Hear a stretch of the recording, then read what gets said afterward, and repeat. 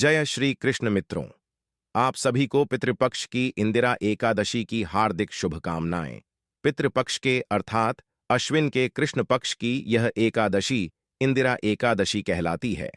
अन्य एकादशी के व्रत की पुण्य से तो व्रत करने वाले को सर्व सुख और अंतिम मोक्ष की प्राप्ति होती है, परंतु इस एकादशी का व्रत करने वाले के साथ पीढ़ियां तक के पितर तृप्त हो जाते हैं। इंदिरा एकादशी का व्रत करने वाला स्वयं मोक्ष को प्राप्त करता ही है। वह अपने सभी पितरों का उद्धार करके उन्हें भी दिव्य लोक में प्रवेश का अधिकारी बना देता है। इस एकादशी को भगवान शालिग्राम की पूजा की जाती है और पूजा तथा प्रसाद में तुलसी अर्थात तुलसी जी की पत्तियों का प्रयोग अनिवार्य रूप से किया जाता है। आज की इस वीडियो में आप सुनिए इंदिरा एकादशी व्रत के संपूर्ण व्रत कथा। प्रिय भक्तजनों, आप इस कथा को बड़ी ही श्रद्धा और प्रसन्नचित मन से पूरा अवश्य सुनिए। मित्रों, युद्ध में मारे गए अपने सगे संबंधियों की आत्मा को मोक्ष दिलाने, उन्हें संतुष्ट करने की इच्छा से धर्मराज युधिष्ठिर ने भगवान श्री कृष्ण से आश्विन मास के कृष्ण पक्ष की एकादशी के बारे में पूछा कि हे प्रभु, अब आप कृपा करके आशीर्वाद के रूप में कृष्ण पक्ष की एकादशी की कथा को कहिए। इस एकादशी का क्या नाम है और इस व्रत को करने से कौन सा फल प्राप्त होता है, सब कुछ विस्तार पूर्वक कहिए। तब भगवान श्री कृष्ण ने धर्मराज युधिष्ठिर से कहा है, धर्मराज, अश्विन मास के कृष्ण पक्ष की एकादशी का नाम इंदिरा है। इस एकादशी का व्रत करने से सभी पाप नष्ट हो जाते हैं, नरक में गए हुए पितरों का उद्धार हो जाता है।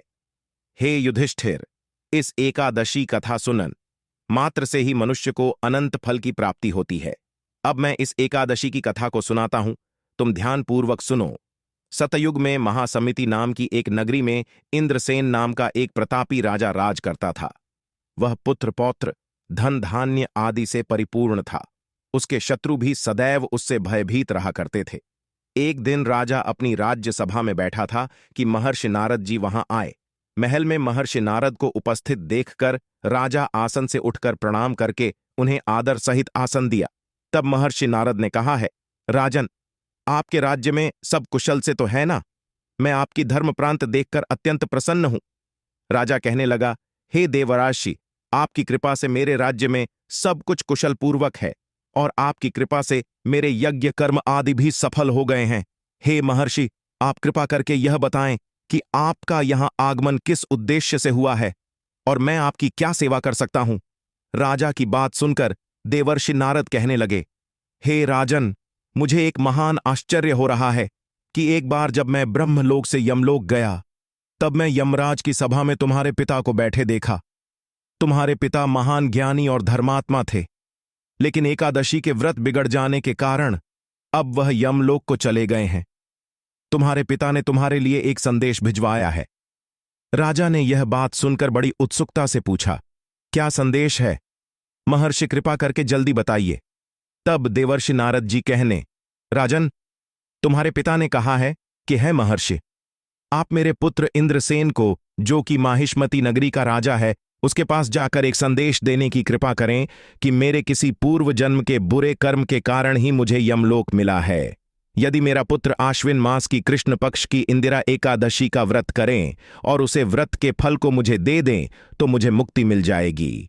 मैं भी इस लोक से छुटकारा पाकर स्वर्गलोक में वास करूंगा।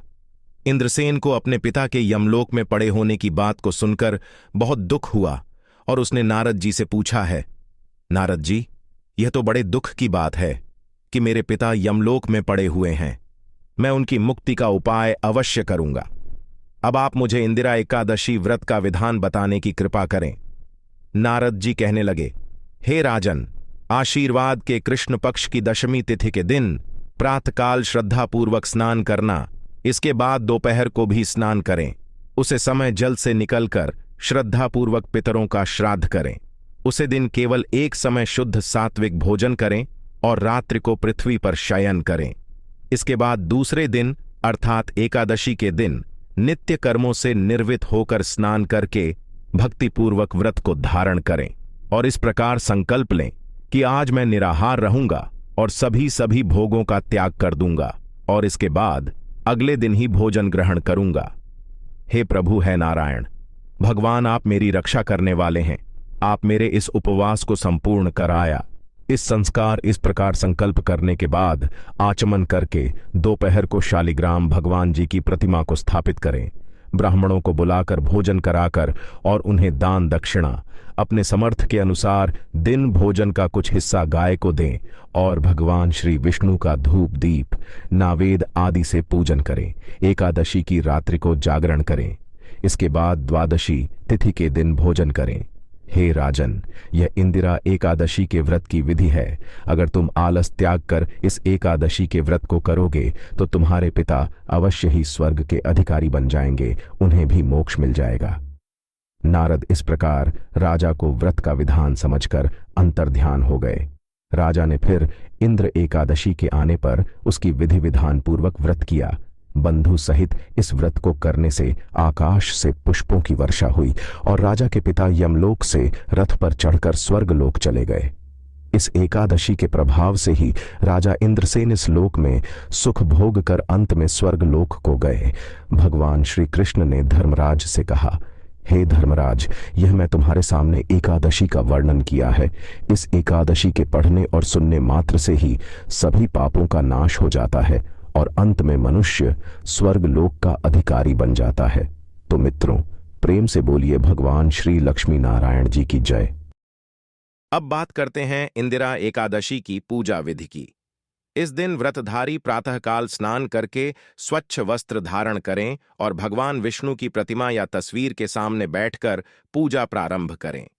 स्नान और शुद्धिकरण। प्रातःकाल स्नान करें और शुद्ध वस्त्र पहनें। दीप प्रज्वलित करें।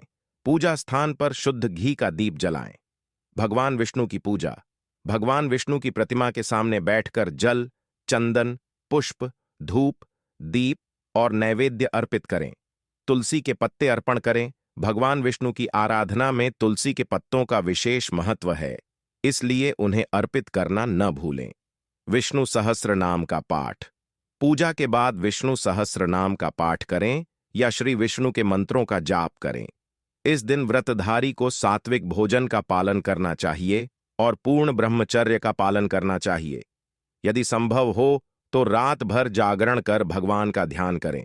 इंदिरा एकादशी के व्रत का फल अत्यधिक पुण्यकारी माना जाता है।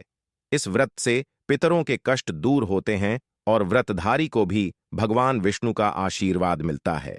शास्त्रों के अनुसार जो व्यक्ति इस व्रत को विधिपूर्वक करता है, उसके जीवन में सुख, समृद्धि और शांति आती है। तो दोस्तों, आज हमने जाना कि इंदिरा एकादशी कब है, इसकी पूजा विधि क्या है और इसके व्रत की पौराणिक कथा। यह एकादशी हमारे पितरों की आत्मा की शांति और मुक्ति के लिए अत्यंत महत्वपूर्ण है। यदि आप भी अपने पितरों की मुक्ति चाहते हैं तो इस व्रत को अवश्य करें और भगवान विष्णु की कृपा प्राप्त करें। अधिक जानकारी और धार्मिक कथाओं के लिए हमारे चैनल आध्यात्मिक श्रद्धा को सब्सक्राइब करें। भगवान विष्णु की कृपा आप सभी पर बनी रहे। वीडियो को पूरा देखने के लिए आपका बहुत बहुत धन्यवाद।